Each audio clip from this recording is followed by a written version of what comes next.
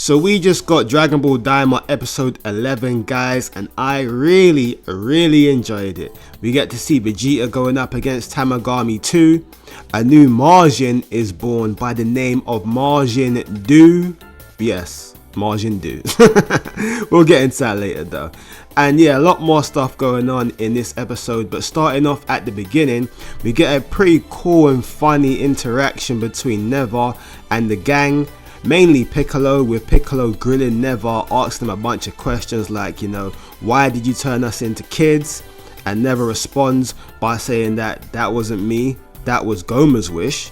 Then Piccolo asks, okay, what if he used the Dragon Balls for a different wish? And he was implying that what if it was like a really bad wish? But Never was like, I wouldn't have helped him in that case. And then Piccolo's like, what about Dende? What about kidnapping Dende? What if he was going to kill Dende? But Never states that Goma wouldn't hurt Dende because he's really valuable due to the Dragon Balls. And then it's pretty much established that, Never isn't really a bad guy. And I never thought that, no pun intended, I never thought that Never would be a bad guy or is a bad guy just because he was helping Goma. Because, let's face it, the majority of Namekians are good people, other than the original Piccolo. But we were informed that he became bad due to the corruption on Earth. But Namekians are usually good people. And we got a really funny scene when Pansy asks Never why doesn't he use the Tamagamis to defeat Goma and stop his oppression in the demon realm. But Never responds by saying that Namekians are not supposed to use their abilities for conflict. So then everybody looks at Piccolo now, because we know that the majority of Piccolo's life has surrounded conflict and fighting, and Piccolo just like, why are you not looking at me, man? Stop looking at me. So that was really funny.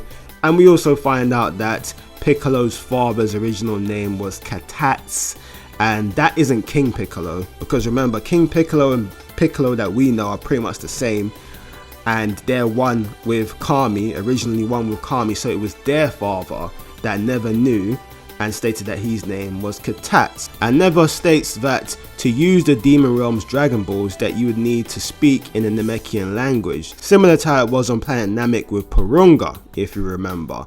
But we got a little plot hole here, because Piccolo states that he forgot the Namekian language, which is kind of strange, because if you guys remember back in Dragon Ball at the martial arts tournament when Piccolo was going up against Kami when he was in that Earthling's body, they were both speaking in the Namekian tongue.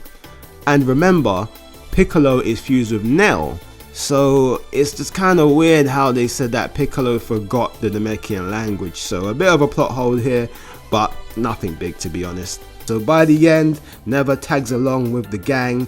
They all hop together in their little plane and squish together to certain people's annoyance, and they head off to meet Tamagami 2.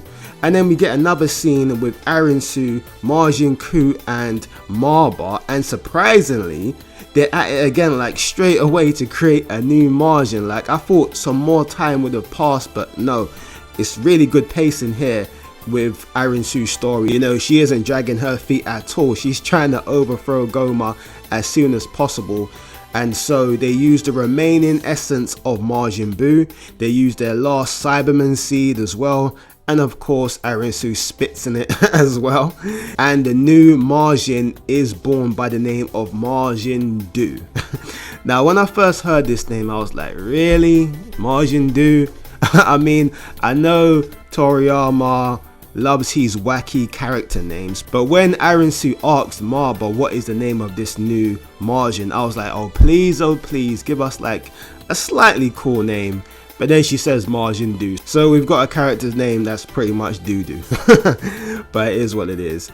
And as soon as he is born, he lets out like a really big scream. So I'm like, ooh, at the time I was like, maybe he's a bit uncontrollable. But then soon after we see that he's quite goofy and he is listening to Arinsu's orders, and almost straight away he asks for chocolate as well. And looking at his design, he looks more like Majin Buu, and he's got the tendencies of Majin Buu since he likes chocolate. So his brother Majin Ku runs and gets him some chocolate. He lives up to his promise and stating that he can go shopping really fast, like a few seconds after he He leaves, he comes back with chocolate, and we see some funny interactions between him and Majin Do. And there's a lot more promise over Majin Do compared to Ku.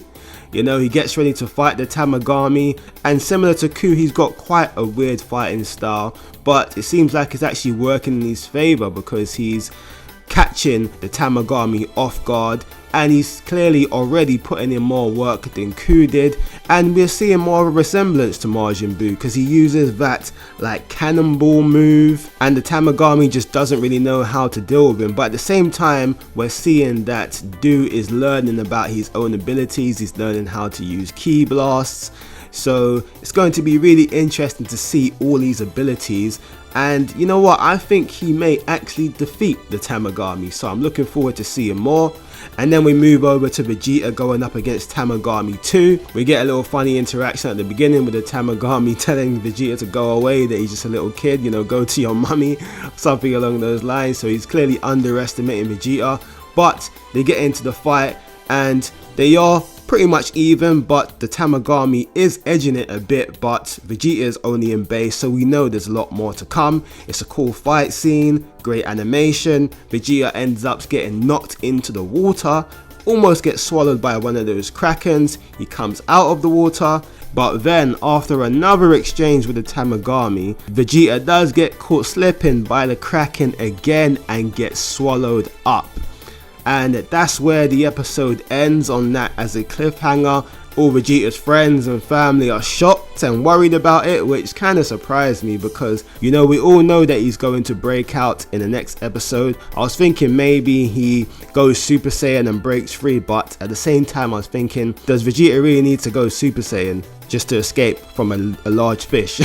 So maybe he's just going to power up, break free, and then once he gets out, then he goes Super Saiyan to go back against the Tamagami.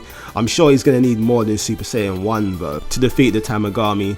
But yeah, we'll see how it goes. In the next episode's preview, we see that Goku actually gets involved in the fight, which is kind of disappointing to see. You know, I want to see Vegeta handle business, you know, one-on-one. I want to see him take on the Tamagami and defeat him. You know, Goku got his moment, got his shine against the third Tamagami. Now it's time for Vegeta to shine and not steal Vegeta's glory like what usually happens. But all in all, it was a great episode. The main disappointment was that all of the fighting occurs like right around the end of the episode, but everything that led up to that was really entertaining. You know, I love the interactions between Never and Piccolo and gang.